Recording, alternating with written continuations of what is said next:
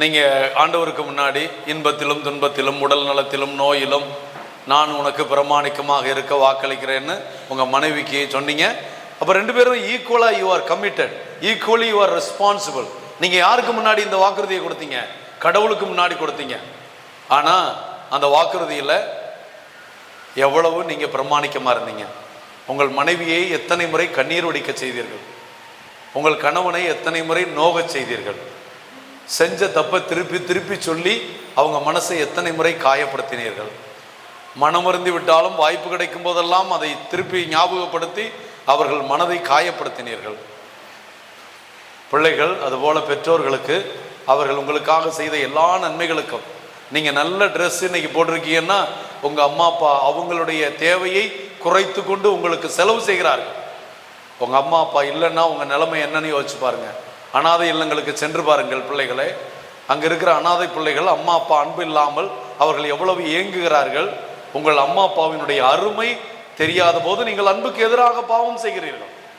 அப்போ இந்த அன்றாட வாழ்க்கை, அன்பு வாழ்க்கை நமக்கு நல்லா இருக்கணும்னா கடவுளை அன்பு செய்வதிலே நாம் பெரிதாக வளர வேண்டும்.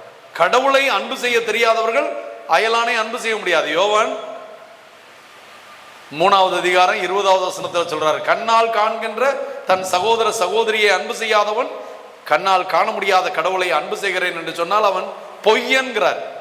அப்போ நம்ம கோயிலுக்கு போகிறேன், ஜெபம் பண்ணுறேன், எல்லாம் பண்ணுறேன், வீட்டுக்கு வந்தோடனே வீட்டுக்காரன் மேலே எரிஞ்சு விழுகிறது, பிள்ளைங்க மேலே எரிஞ்சு விழுகிறது. It's a waste. உங்கள் வழிபாடுகள் நமக்கு எரிச்சல் மூட்டுகின்றன. இதைத்தான் இறைவாக்கினர் சொல்கிறார். நீ கோயிலுக்கு போகலாம், ஜெபம் பண்ணலாம், மரியாதை சென்னையில் இருக்கலாம், ஆராதனைக்கு போகலாம். ஆனால் அதே அந்த அன்பு ஆண்டவரை அறிந்து கொண்டு வந்து அன்பை கடைபிடிக்கிற எவ்வளவு பிரச்சனை இருந்தாலும் அன்புள்ளவளாகவே அன்புள்ளவனாகவே நீ இருக்க முடியும் என்றால் அது பெரிய மாற்றத்தை உங்க குடும்பத்தில் கொண்டு வரும். தீமையை தீமையால வெல்லவே முடியாது.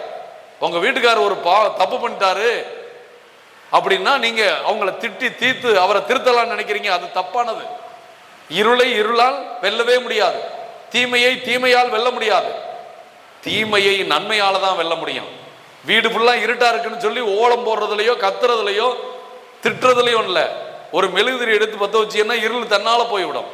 அன்புக்கு எதிரான பாவம் உங்களை அதிலிருந்து வெளிக்கொணர வேண்டும் என்றால், உங்களுக்கு மன்னிப்பை பெற்றுக் கொடுக்க வேண்டும் என்றால் நீங்கள் அதிகமாக அன்பு செய்ய கத்துக்கணும்.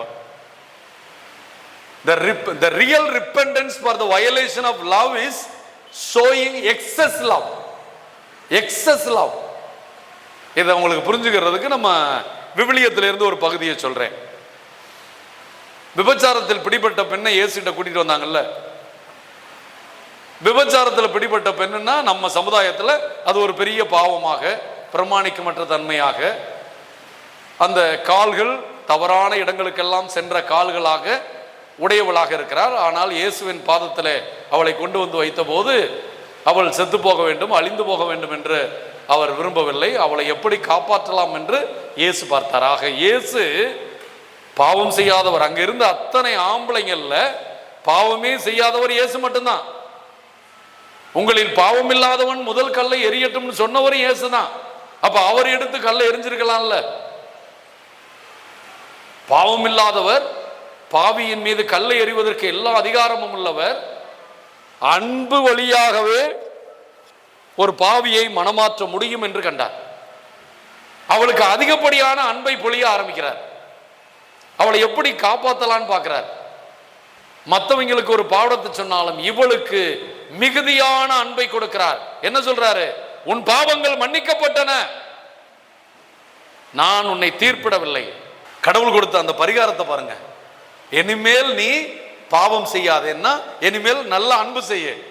அன்பு செஞ்சீங்கன்னா சுயநலம் தேட மாட்ட, உடல் சுகத்தை தேட மாட்ட, மற்றவங்களுடைய நலத்தை தேடுவ.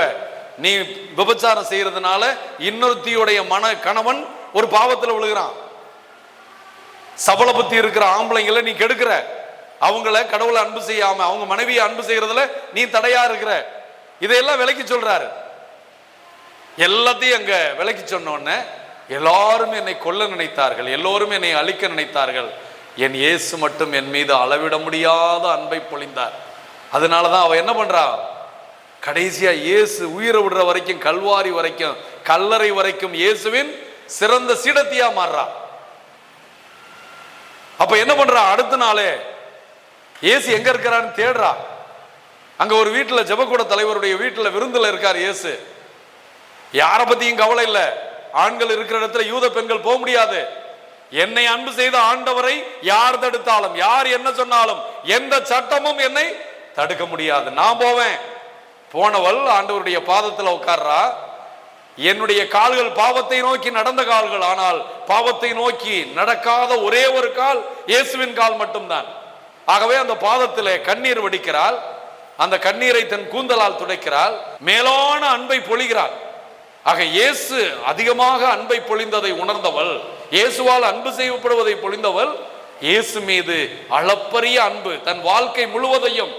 எப்படி இயேசு உயிர்த்த உடனே இயேசுவின் கல்லறைக்கு முன்னாடி இயேசுவின் உடலை கூட காணணும்னு தேடிக்கிட்டு இருந்தவள், அந்த அளவிற்கு தன் வாழ்க்கையே இயேசுவுக்கு அர்ப்பணிக்கிறார். ஆக அர்ப்பணம், ஒரு கணவனுக்காக இனிமேல் வாழ்வேன், என் மனைவிக்காக வாழ்வேன் என்ற ஒரு அர்ப்பணம்.